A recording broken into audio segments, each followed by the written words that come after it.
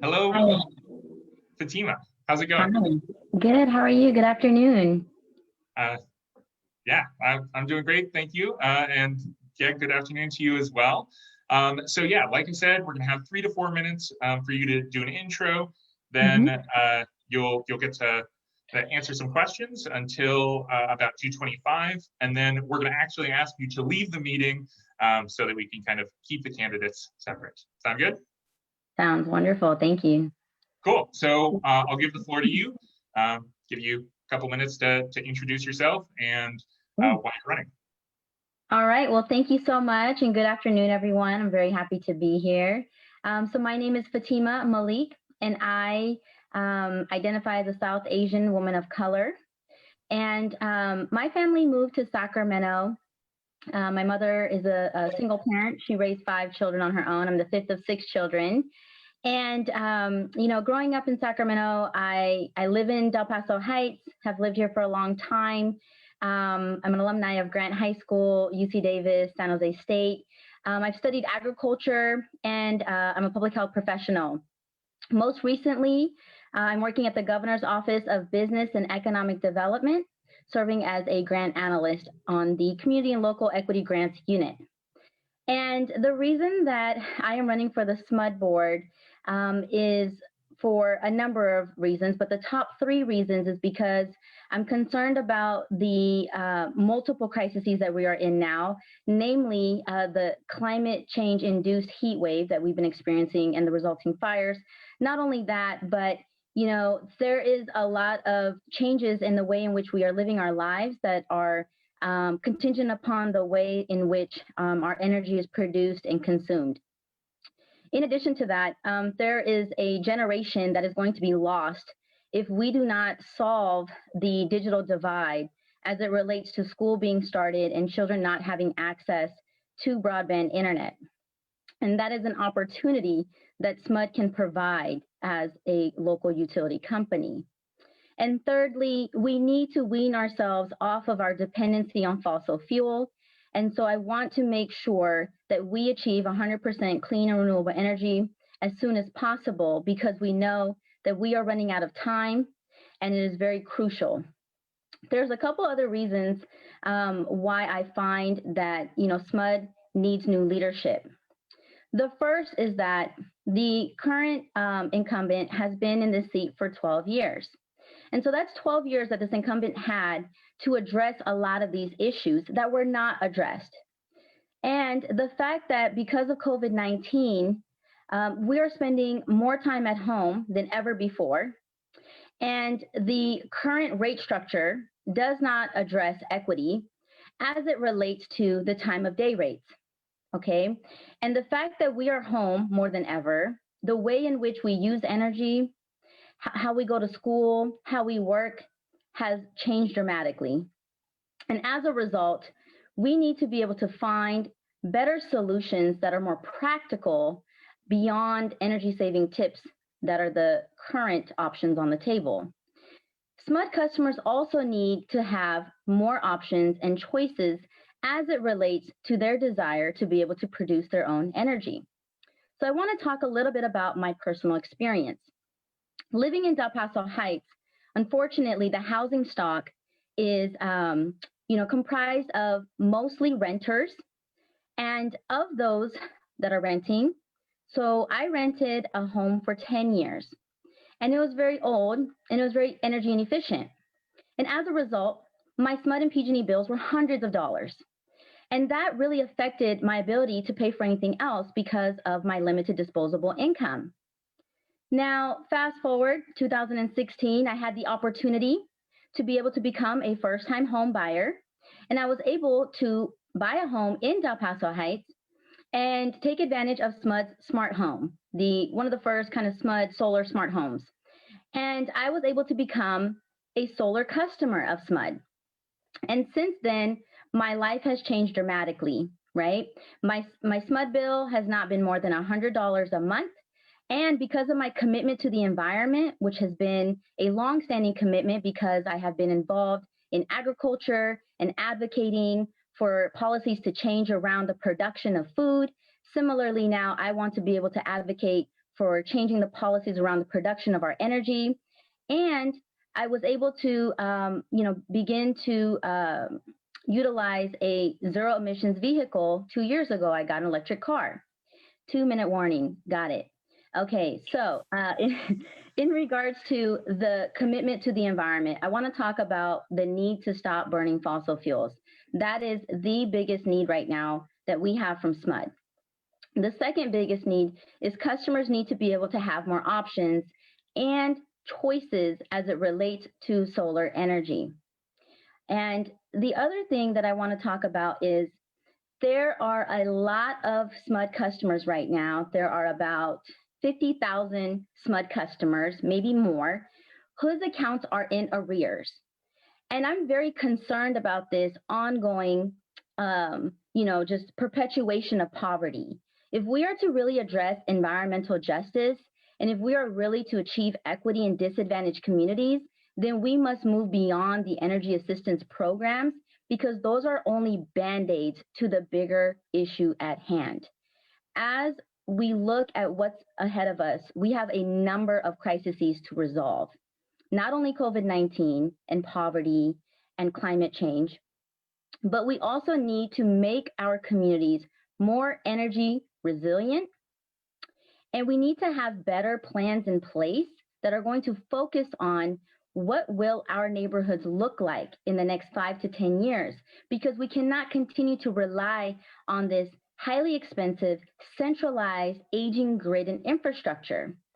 And so for those reasons, I am here before you to invite you to support me in my efforts to help bring the necessary change in leadership to bring effective, sound policies to address the 21st century challenges ahead of us. Thank you. Thank you, Fatima. I appreciate your intro. You got in that 2-minute window I gave you, so excellent job there. I'm going to go ahead and start asking some questions. If folks have additional questions and they have access to the Sunrise document, please feel free to put them in there. You can also put some questions in the chat, and we'll see if we can get to those as well. Sure. So the first question that we have for you is, what will you do if your constituents want, what they want is different than what industry groups like the Solar Rights Alliance advises you they want? Well, I think that oftentimes there are competing interests. And what's more important is that all voices are heard and acknowledged. And there needs to be an opportunity to reach a consensus. And sometimes if consensuses cannot be reached, then there is an opportunity for, in my background in community building, we use the gradients of agreements. And the gradients of agreement rely on the need for all parties and stakeholders involved to be able to communicate and reach an agreement as to what are the non-negotiables and what are some things that we're willing to trade off. And so if there are things that, let's say, certain interest groups want, but other groups do not want, there is going to be a need for deliberation to come to an agreement that everyone agrees on. And if we cannot reach a consensus, then we need to reach a gradient of agreement as to, well, what am I willing to live with versus what is a non-negotiable? And so that would be, my role would be to facilitate those conversations and to work with the staff and with the parties involved, all stakeholders, to ensure that all voices are heard and that we address and find solutions that meet everyone's needs. Great, thank you. Next question is, how do you plan to work with other board members, especially to get those agreements, especially if you beat the incumbent, who is someone they've potentially known for quite a while? Yeah, that's a really good question. So, I think that is the beauty of being on a board, is that you have the opportunity to educate your colleagues and your peers. And so I have served on a nonprofit board for 15 years. I've served on the city of Sacramento's Parks and Recreation Commission for 7 years. And during those times, there's been many difficult decisions and conversations to be had. So one thing that I will do working with my colleagues as a board member is to really understand where they're coming from, what their concerns are, what their values are, and to ensure that we all have an opportunity to be heard and to work collegially to find out, well, what's the best decision for the community and for the customers, as well as for the organization. And sometimes we have to be able to have trade-offs and conversations around, well, what do we value, right? And on many occasions, there is this need to address equity. And I think that if we can begin to have conversations around, well, what is important and what do we value? And I know that SMUD as an organization values their leadership in environmental stewardship. And I think if we focus on those values, we can continue to have conversations that are important and difficult as it relates to what do we do about the challenges ahead of us, as well as some of the very difficult financial and social and equitable decisions that need to be made to make sure that especially those communities that are left most behind are heard and included in this process. As it relates to working with my colleagues, I have a very strong track record of being a collaborative partner, and I enjoy working with different people with different backgrounds and valuing diverse perspectives, and I will continue to bring that to this space. Great. And just a reminder that we are going to cut you off at 2:25. Okay. So we got about 6 more minutes. So I'll throw some more questions at you. Speaking of the shared values of SMUD, they recently passed a climate emergency declaration. What do you think that you can push SMUD to do to make sure that declaration is fulfilled? I'm sorry, what can I do to what? What was the end of your question? What can you do as part of the board to make sure that that climate emergency declaration is fulfilled, the goals of it? Oh, I'm sorry. The goals of, I'm not understanding your question. Can you repeat that one more time? Yeah, so the climate emergency declaration that SMUD just passed a couple weeks ago, it has some pretty strong goals to get SMUD to carbon neutral by 2030. Not just carbon neutral, I forget the exact term for it, but what are you going to do as part of the SMUD board to make sure that that gets fulfilled? Yeah, so, I think at the end of the day, we need to stop climate change. And I'm not sure if carbon neutral is going to get us there. And I'm not sure if we have 10 years. And so one of the things that I would strongly push for is that this climate change emergency declaration have more teeth as a policy. And in order to do that, we need to have clear plans about how and when are we going to close these gas-powered power plants, and we need to do it before 10 years. So we know that 3 of the 5 power plants are in disadvantaged communities, still polluting the airways and causing respiratory and other challenges, such as asthma. And we know that COVID-19 affects the respiratory health. And so that would be the biggest challenge for me is, as I look at this declaration, is having clear goals as to let's close at least 3 of the 5. And we don't have 10 years, so let's close them in the next 5 years. And in order to do that, then we need to have an aggressive plan for how do we actually now produce that energy in a more clean and renewable way that also focuses on equity. Thank you. This might be the last question, but hopefully we'll get a couple more in. There have been some concerns expressed about your experience, not that your experience is bad, but that you might not have the experience related to the energy industry needed for this position. What do you say to those concerns?